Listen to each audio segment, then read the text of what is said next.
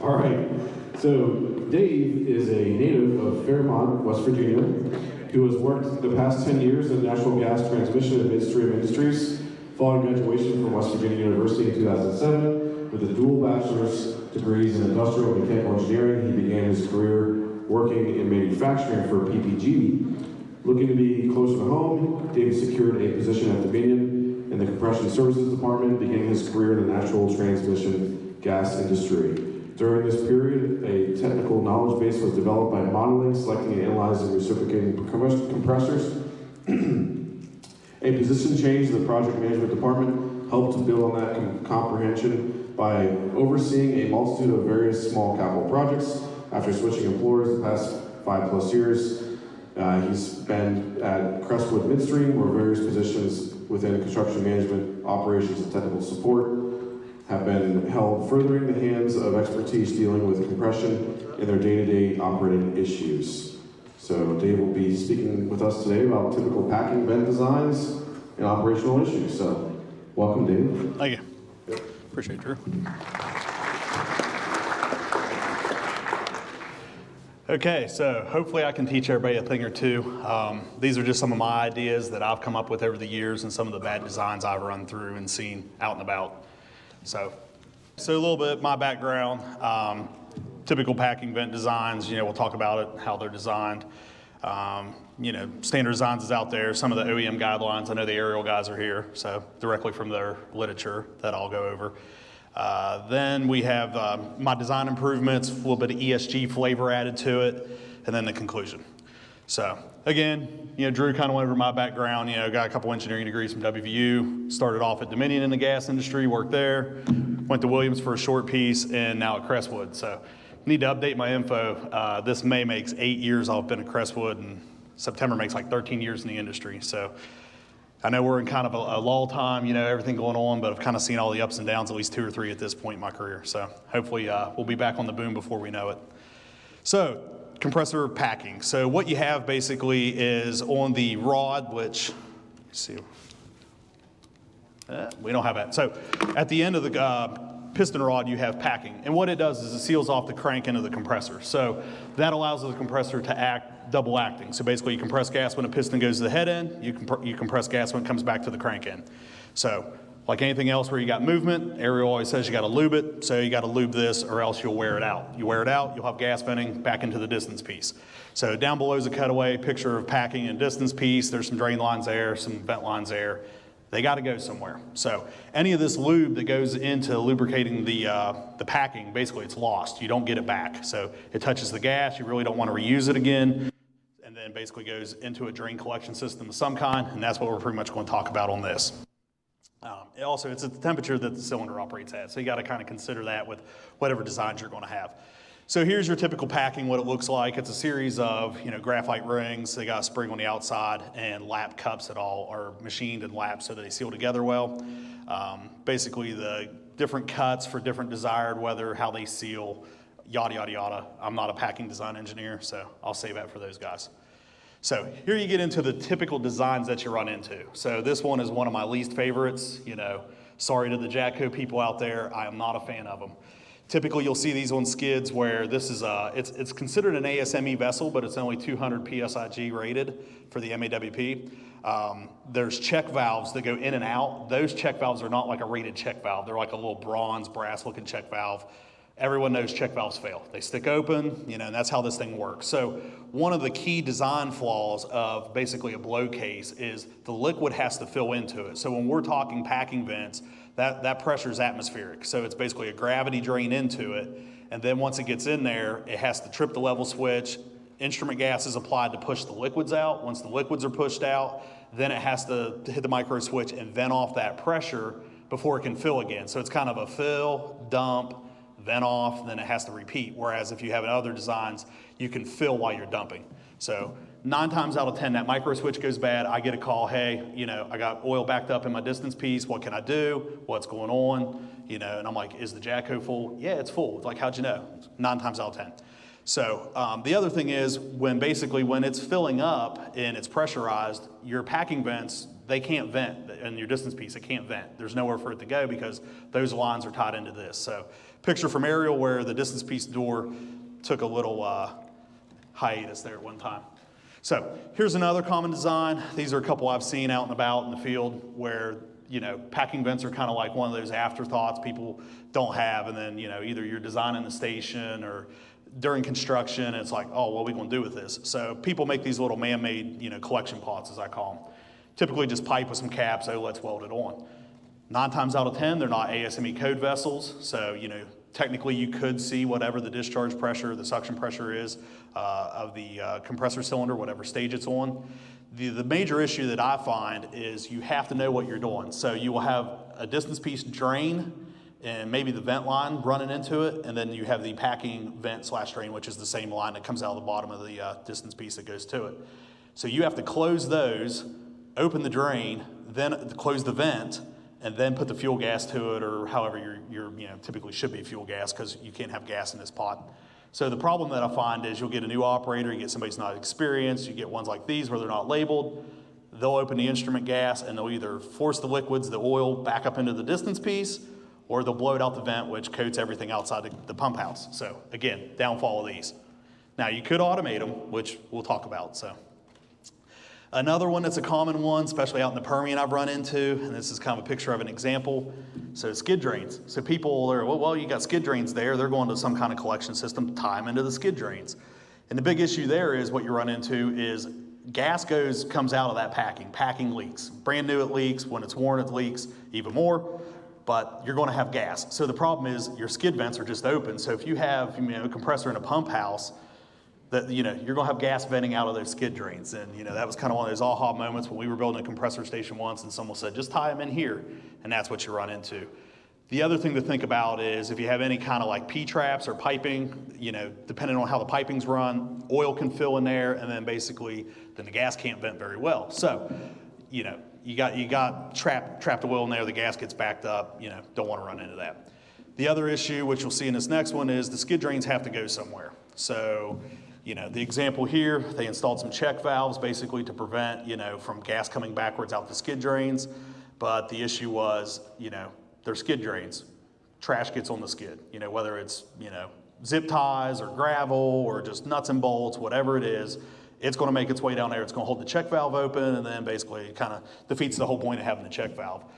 The upper picture there is an example out in the Permian where all those, you know, skid drains from before, they ran down to a centralized tank, and you can see it's got kind of the candy cane, as I call them, up on top of the tank for the vent. So what happens is that's now a hazardous classification area, so it's class 1, div 1. So depending on where this tank is, you always got to remember, you know, those vents, those drains, they go somewhere. So make sure it's rated. Just real quickly, I'll touch on Ariel. You know, it's probably not a too technical group here, but you see this a lot of times. Ariel recommends when you have like a 3/8 fitting, or go up to 3/8 even when it's a 1/4 inch fitting. You know, you never want to reduce sizing. So you'll see, you know, say a 1/4 inch fitting or 1/2 inch, and they reduce it to 3/8. You don't want that. You know, you don't want to connect your crankcase breather up on top of your frame into the vent system. You want to keep them separate. You know, they recommend 25 PSI. You don't want back pressure. You want everything sized big enough so everything will flow freely, and, you know, slope the lines away so you don't get those P-traps. One of my big pet peeves is that next one, don't connect the distance piece drain and the packing vent drain together. Like, you want to run them down to the collection pot separate. You'll see a lot of times they'll come right down and they'll tee together just because, you know, not to pick on packagers, I know there's some over there, but, you know, cheaper's better, you know, when you get the bid, so basically you make more profit and it's less tubing, but I've seen it done more than once. And then anytime you combine lines, I've seen some good packages where the tubing will come down and hit kind of like, say, a 1 inch or a 2 inch manifold, you know, carbon steel threaded pipe. A lot of times, though, I've seen where it's just 3/8 tubing and another cylinder ties in its 3/8 tubing, and no one ever upsizes the line, say, to 1/2 inch. You know, maybe 2 1/2 inch lines, you don't need 3/4, or 1 inch, but put the 3/4 in. So you see that time and time again, and this comes right from Ariel that they give to the packagers and tell them to follow it. A lot of times it's not followed. A lot of times the gas companies aren't educated on packing vents, and I wasn't myself until I had to deal with the issues of it. So now we'll get in kind of the proposed design improvements that I've seen kind of come up with over the years. So we talked about collection pots before. So the drawing is basically a collection pot system that worked with an engineering firm to design for a station that we have salt cavern transmission storage station. And it's got a guided wave on there, you got a sight glass, and my biggest thing with this was, since I'm not a fan of blow cases, we put a rated pump. And then we automated the pump so the pump would kick on and run like 2 minutes every hour. So that way, the biggest thing for me is you're not going to have any oil in this vessel to where it's filled up, to where if you would lose packing and you get a pretty high rate of gas flow coming, you're not going to sweep that oil out of that collection pot and spray it all over the gravel outside the pump house. So just an idea of one of the potential improvements so you avoid stuff like this.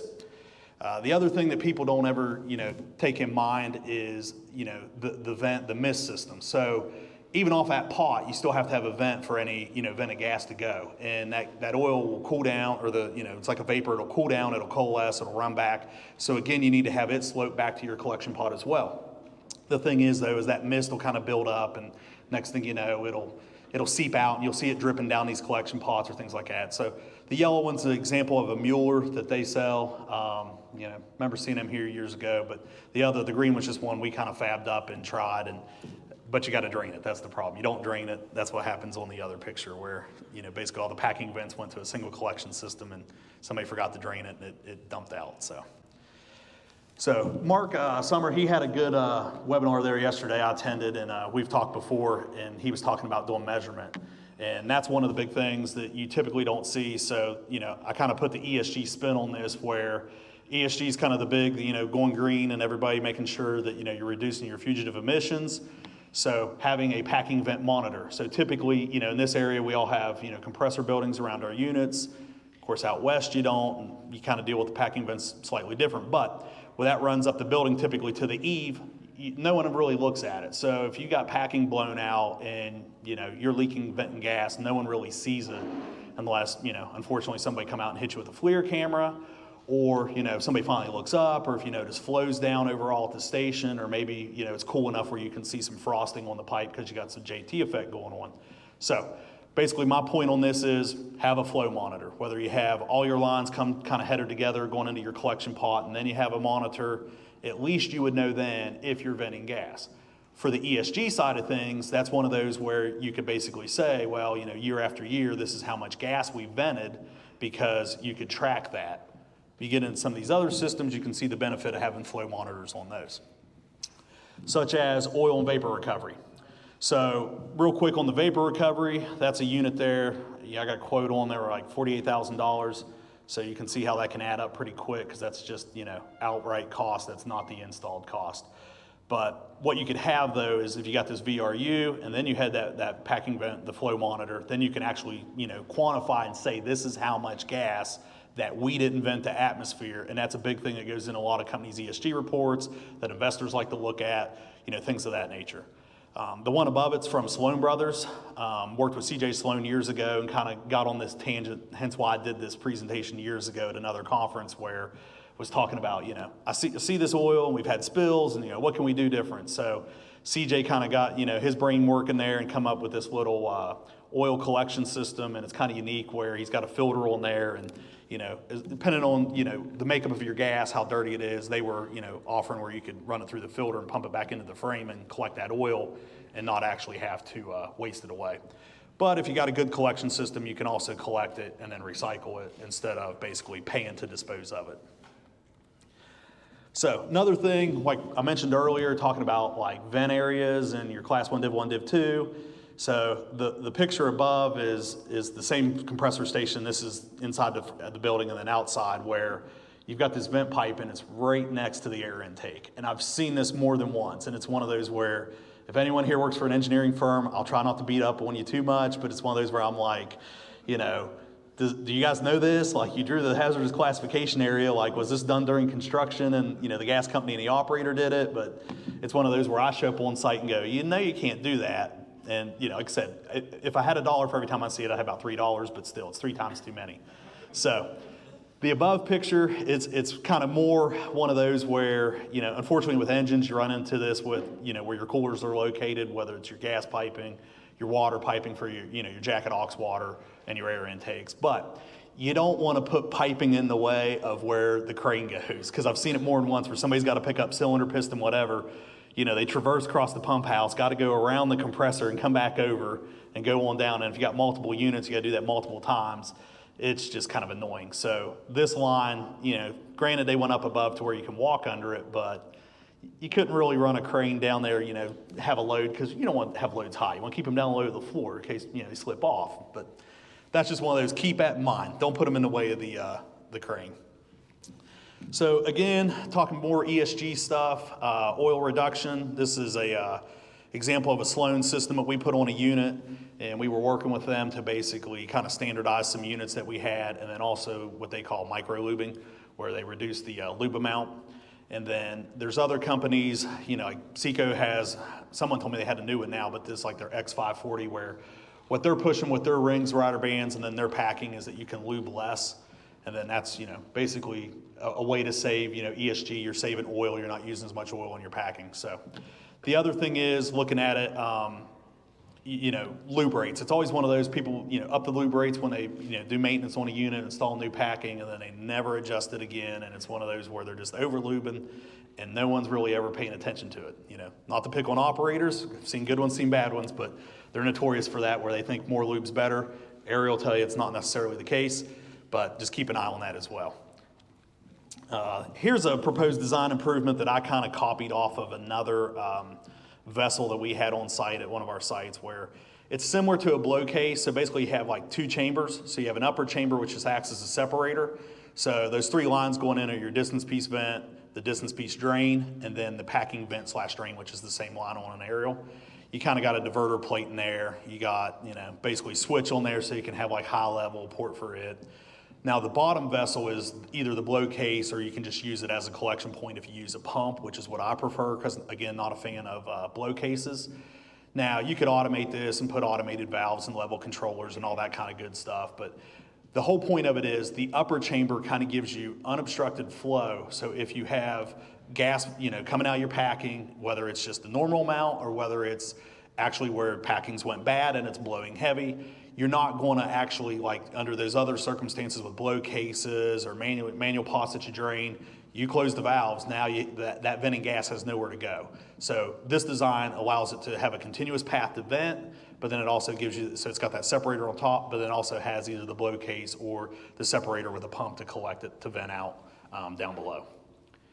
And then this is a similar design. I call it the single collection system. This was kind of an afterthought while building a station, and it was a solution, and it actually worked. I would rather make some other changes to it.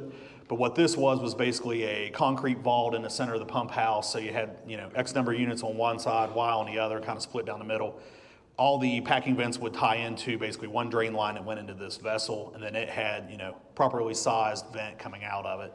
I would prefer to have like an ASME vessel, and then you could also put, a VRU on it to collect the gas, which given the ESG climate, I think you'll see more and more of that coming down the road. That was one of the things Mark and I was talking about actually today was, how many units could you put on one of those similar VRUs? So this way, unfortunately, when you have everything going into one, you got one failure point. So you might want to have two VRUs, one's your backup, and have the meter so you can measure it. But this would be a great example of basically how you can collect this gas. You can show how much you collected. You would know. So if you got a flow monitor that shows you're leaking, you're not going to know which unit. You'll have to go, shoot with the IR gun and see which exact packing on which cylinder is leaking. But it gives you the option basically to collect all the gas. Closed system, you're not venting it to atmosphere. But one of the warnings there, don't make a confined space. A lot of companies are big on that, and if you got it down in a vault and you got gas in a vessel, they'll probably make it a confined space. So, and again, you can collect your oil and recycle it or use it. So basically the conclusion I'll run through, I want to keep this kind of brief for you guys because I had that 230 feeling myself. But so packing vent systems, you got to take full consideration. And now that we're kind of in this slow time in the industry, I wish more companies, whether it's internally or it's with the vendors, would kind of get heads together. I always try to pick the brains of my counterparts at other gas companies that I've worked with in the past or know through events like this, and ask them, hey, how are you doing this? What's your setup? What do you like? What do you don't like? If you did this, what happens? Does this work? Does that work? So that's one of those things. Try to come up with those solutions. Now we're in this slow time, and not a lot of people's building a lot of stuff, but the best time to make upgrades and try new stuff like this is during when you're buying a new unit. To go back in, like, I was just talking with Kyle from Ariel there a minute ago about automating compressors, and I'm like, I can't sell this because the cost of coming back in and retrofitting so high that it's one of those, don't care what the payback period is, it's too much, it's too long, we're not going to do it. So take the time, develop a good scope when you're working with your packager. So where I picked on the Deering guys earlier, I'll give them a pass because it's one of those where I know how it is. Gas companies come to you and say, we want a compressor and this is our design point, and they never think about all this ancillary equipment that has to take place on the skid. So, and unfortunately they're fighting against, every other packager that's bidding against them, and, not just them, it's all of them. So it's one of those where have a defined scope, don't just go to them and say, give me a compressor. Go to them and say, hey, listen, what's your solution for packing vents? Give me yours. Here's what we're thinking, go there. So don't settle for the tried and untrue technologies. There's a lot of new technologies out there. I know a lot of people's kind of hesitant to try them, but try something different. If you got a smaller station you're building where there's only a couple units, you're not going to sink a ton of money into putting a bunch of stuff on there, go to them. The other point, involve everybody. Like I said, involve safety, because somebody may not think in engineering, they won't go, oh, we just made a confined space and now it's a pain in the rear. Anytime operations needs to work on it, they got to get a contractor in here. We have some tanks like that, and I know that gripe from operations. I hear, whenever they have to do that kind of work, the facility manager always says it. Of course, me being an engineer, he tries to blame me, even though, like, if it's not the station that I was involved in. So, like, well, I didn't do it.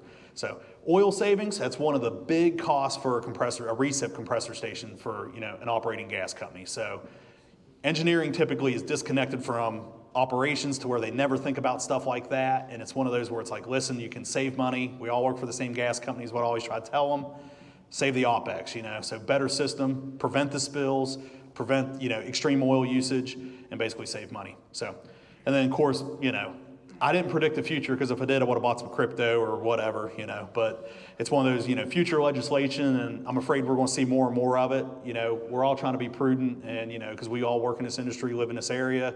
I'm happy to work in this industry and want to continue to do so, but there will be restrictions. I know, I heard we're Colorado the other day. So with that, I'll open up any questions. Here's a picture of a compressor I found on the internet years ago and just always found it interesting. It was on like Cameron's Flickr page or something. So any questions about packing vents or compressors? Going once, going twice, happy hour.